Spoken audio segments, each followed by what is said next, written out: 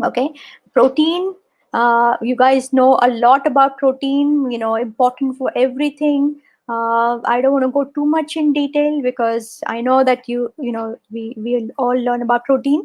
One thing I want to show you. Was a study which was published in a pediatric, U.S. pediatric journal, and what they found. This is a white Caucasian baby. Okay, and this is Indian baby. Okay, what they did a body composition of and compared American baby with versus Indian baby, and they found that Indian baby's average was about 2.7 kg, and white Caucasian babies about 3.5 kg. Okay, and now if you look at the body composition, this is your fat. Okay, now what should be more in human being, fat or protein or muscle? Obviously muscle, right? We want more muscle mass, we don't want too much fat, right? Look at white Caucasian baby muscle mass, 20% muscle mass, ours 10%. Their fat 10%, ours is fat 20%. Viscera means organs should be big, right? Viscera 20%, ours 10%. Do you see where we're going wrong? And we are small, means fat doesn't have much weight, muscle has weight, right? We don't have muscle.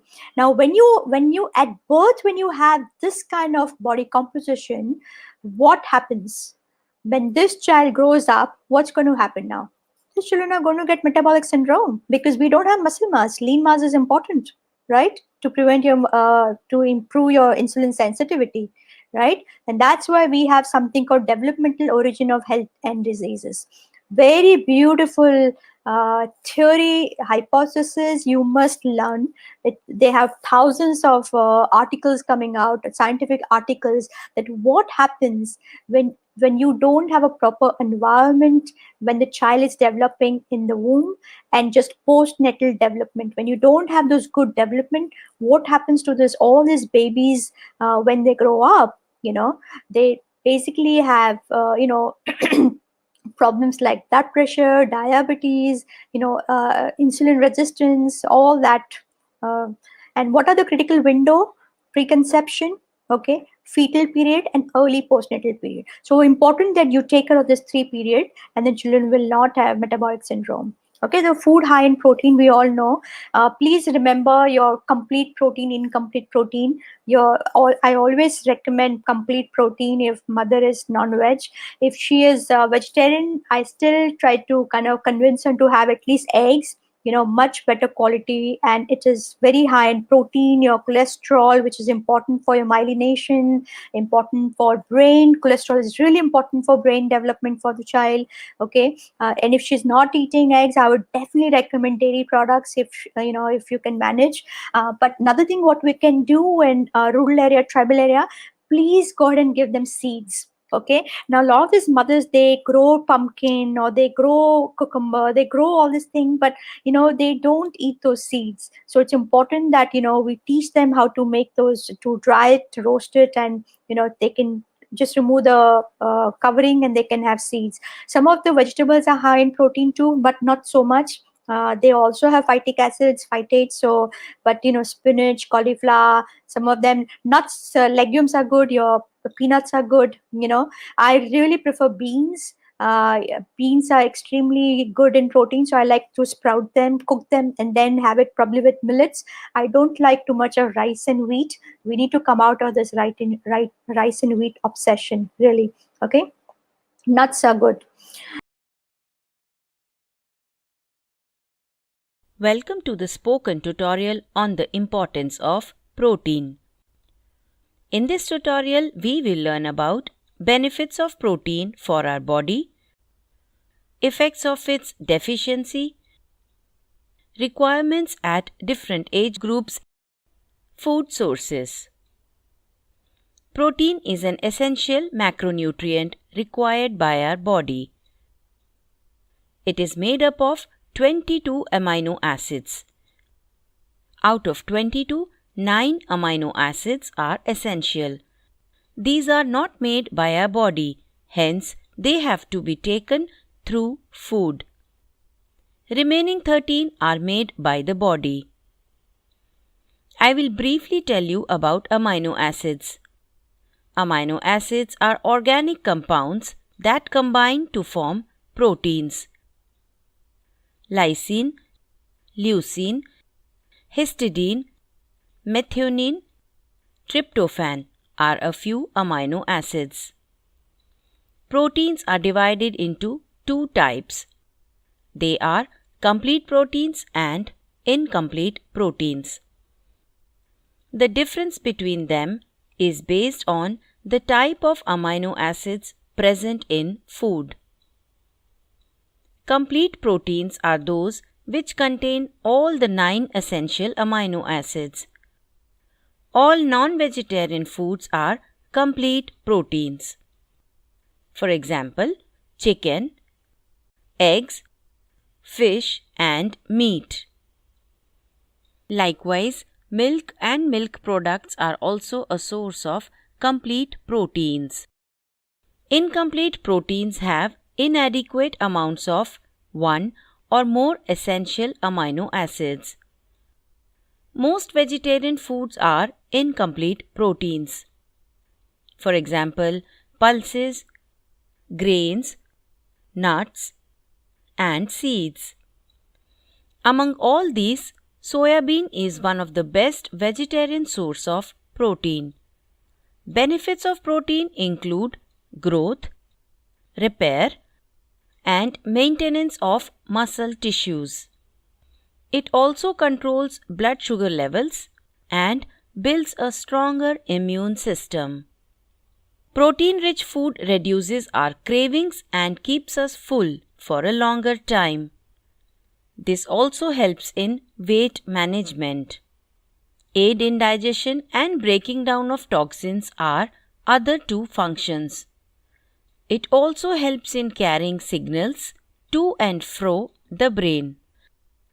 Transporting and storage of nutrients in the body also requires protein. Let us understand the signs and symptoms of protein deficiency now. One of the signs of protein deficiency is diminished growth of the fetus. Deficiency in children can lead to wasting and stunting. This may result in low body weight. In such conditions, children are at a risk of developing various infections. Due to poor growth, a child's brain development can also get affected. In the long term, poorly grown children are at a risk of developing diabetes. They may also develop hypertension when they grow up. In adults, protein deficiency leads to loss of muscle mass. They may also feel tired, weak, and become prone to infections. Wrinkling of skin and hair fall are other examples. Various age groups have different daily requirements. Protein requirements advised in this tutorial are as per the field observations. For 0 to 12-month-old babies, it is 1 to 2 grams per kg body weight. 16 grams of protein for 1 to 3 years old children is required. 20 grams for 4 to 6 year old children. 29 grams is advised for 7 to 9 year old children. 40 grams for 10 to 12 year old children. 52 to 62 grams is suggested for adolescents. For pregnant women, it is 78 grams. For lactating mothers, 68 to 74 grams is advised. For adults, protein requirement also depends on their physical activity. Activity is categorized as sedentary, moderate, and heavy. Sedentary activity includes teaching, tailoring, data entry, and call center jobs. People doing desk jobs also come under sedentary activity. Moderate activity includes agriculture labor, house help, mason, and driver. Heavy activity includes stone cutter, wood cutter, athlete, and mine worker. Sedentary workers require 1 gram protein per kg ideal body weight. Ideal body weight is optimum weight that is healthy for a person. Moderate workers require 1.2 gram protein per kg ideal body weight. Heavy workers require 1.5 grams protein per kg ideal body weight. Let us understand this with an example. A 55 kilograms moderate working woman's protein requirement would be 66 grams. If the same woman is doing heavy work, she will need 82 grams. It is advised to include protein-rich food in your daily diet. Such foods should be given from 6 months of age. Let's take a look at the protein content of some of the food sources. One whole egg has around 7 grams of protein. 100 grams of boneless chicken has about 19 grams of protein. Similarly, 100 grams of fish has around 20 grams protein. 250 milliliters of cow's milk has approximately 8 grams. Curd made of 250 milliliters of cow's milk has nearly 8 grams. 45 grams of paneer made from cow's milk has about 8 grams of protein.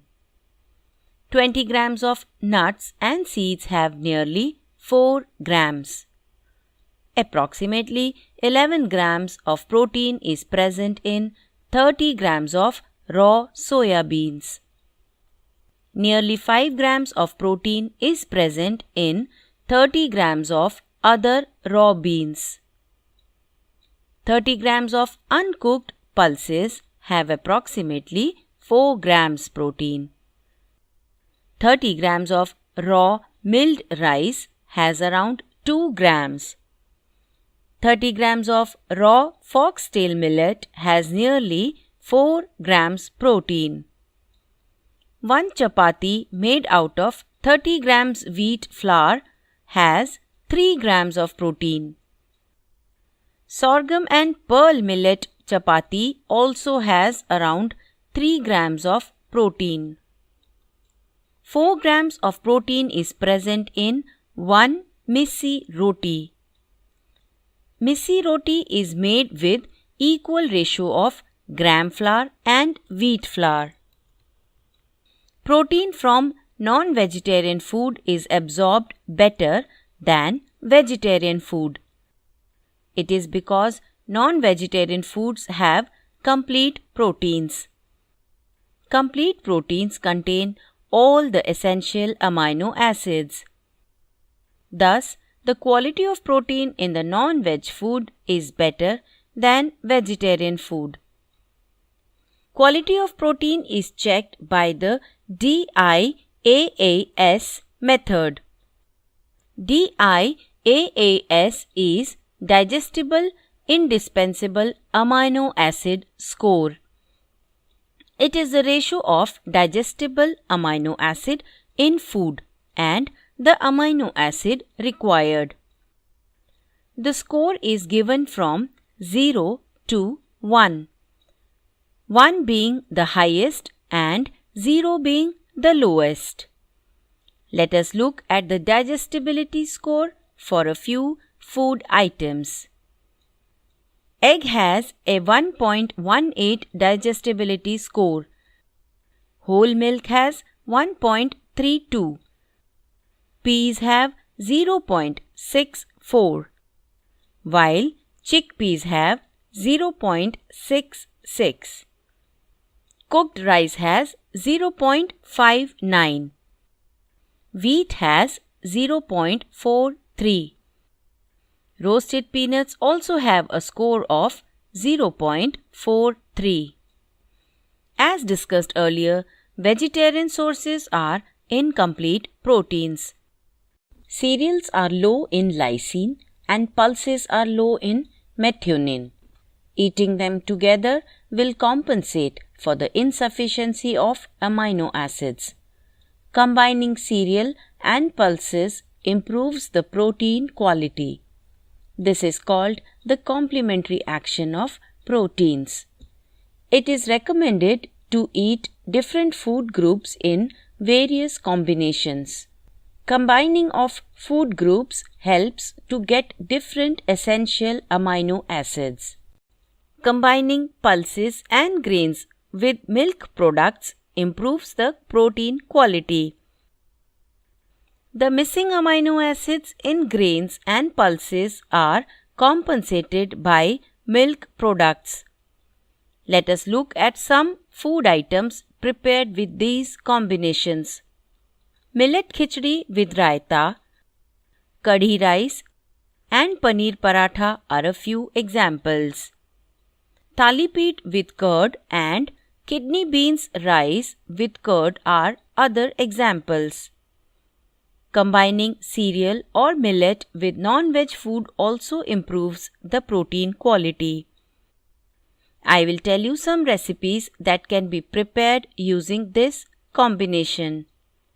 They include millet chicken pulao, egg dosa and chicken millet roti wrap, egg rice, meat stuffed paratha, ragi ball and chicken curry are other examples. Apart from these combinations, we can combine other food groups as well. Curd rice, spinach paneer curry, coconut curd chutney are some examples. Using pastes of nuts and seeds in curries also improves the protein quality. Include these food items in your daily diet for good health. This brings us to the end of this tutorial. Welcome to the spoken tutorial on protein-rich vegetarian recipes. In this tutorial, we will learn about benefits of protein, some vegetarian recipes rich in protein. Protein helps in growth, repair, and maintenance of muscle tissues. It is also responsible for controlling blood sugar levels. The importance of protein has been explained in detail in another tutorial. Please visit our website for this tutorial. Let us look at the vegetarian sources of protein. Milk and milk products, pulses, nuts and seeds are good sources of protein. Now, let us see some protein-rich vegetarian recipes. Our first recipe is paneer masala. To make this recipe, you will need 70 grams or half cup paneer, 70 grams or half cup of curd, 1 tablespoon roasted gram flour. You will also need 1 teaspoon red chili powder, half teaspoon turmeric powder, half teaspoon curry leaves powder, half teaspoon garam masala powder, 1 teaspoon oil or ghee, salt to taste. Procedure: whisk the curd in a bowl until smooth. Add the spices, salt, curry leaves powder and gram flour. Mix everything again. To this add paneer pieces and mix well. Cover the bowl with a lid and leave it for 30 minutes. Heat 1 teaspoon oil or ghee in a pan. Add the paneer along with curd mixture. To this add half glass of water. Cook this for 2 to 5 minutes till the mixture thickens.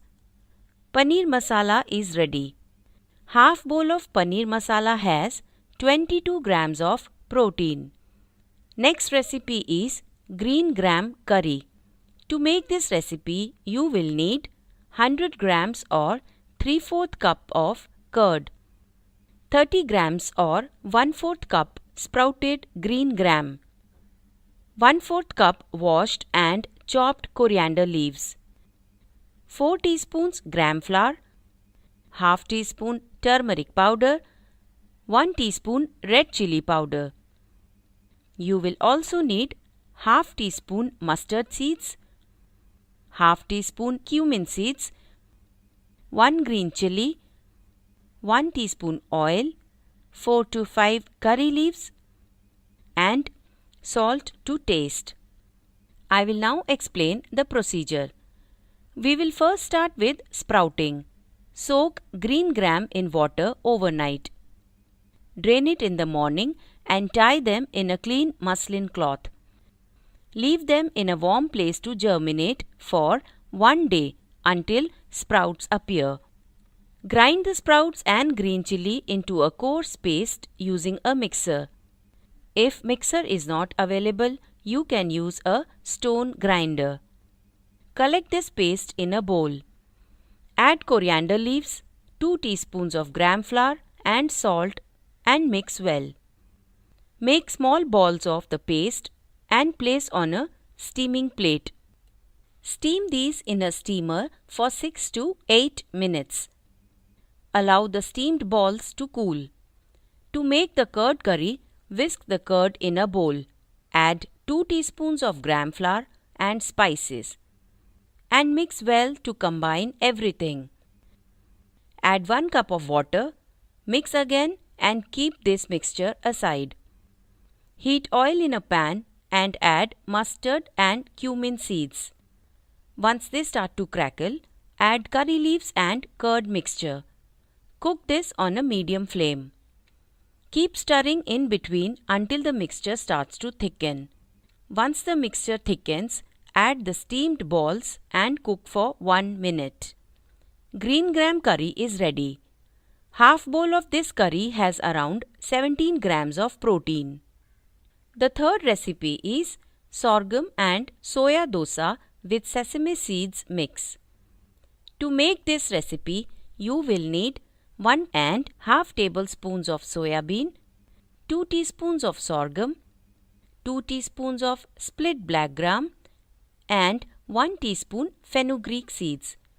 To make the sesame seeds mix, you will need 2 teaspoons roasted Bengal gram, 2 teaspoons split black gram, 2 teaspoons sesame seeds, 2 dry red chilies, 1 sprig curry leaves, and salt to taste. You will also need 1 teaspoon oil or ghee.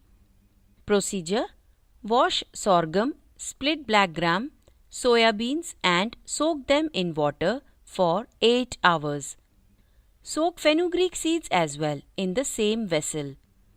After 8 hours, grind them into a smooth paste. Transfer this into a bowl.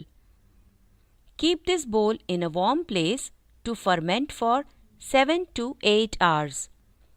Meanwhile, heat a pan and dry roast red chilies and curry leaves till crisp. Keep them aside to cool. In the same pan, roast split Bengal gram, black gram and sesame seeds. Roast them until they turn light brown in color. Keep this aside to cool. Once cooled, grind them into a fine powder. We will use this later. Once the batter is fermented, add salt and mix well. Heat oil or ghee in a pan and pour the batter and spread it evenly. Once the dosa is partially cooked, add 2 teaspoons of prepared powder. Cover with the lid until dosa is cooked. Sorghum and soya dosa is ready. 2 dosas have around 17 grams of protein. The next recipe is Bengal gram cutlets. To make this recipe, you will need 50 grams Bengal gram sprouts, 40 grams or 1.5 tablespoon curd, 1 small shredded carrot, 1 small onion finely chopped, 15 grams or 1 tablespoon roasted gram flour and 20 grams sesame seeds. You will also require half teaspoon turmeric powder, 1 teaspoon chili powder, 1 teaspoon ginger garlic paste, 2 teaspoon oil or ghee, and salt to taste. Procedure: pressure cook Bengal gram sprouts until 3 whistles. Keep it aside until the pressure is released. Take the cooled Bengal gram sprouts in a bowl and mash them well. To this add onion, carrot and roasted gram flour and mix well. Now add spices, salt, ginger garlic paste and curd. Mix all the ingredients and make 4 balls out of it. Flatten the balls into cutlets. Coat these cutlets with sesame seeds and keep it aside. Heat oil or ghee in a pan.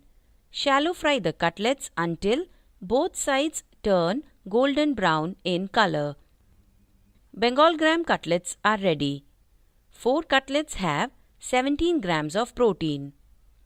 Grains and pulses have incomplete proteins. Pulses are low in methionine and grains are low in lysine. Therefore, different food groups have been combined to prepare these recipes. Eating them together will compensate for the insufficient amino acids in food. This is called complementary action of protein.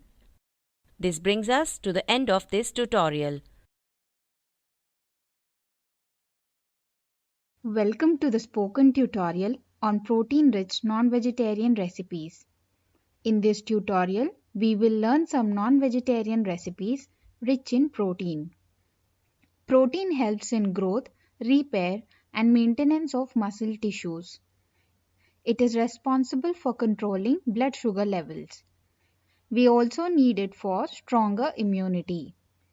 The importance of protein in our body has been explained in another tutorial. Please visit our website for this tutorial.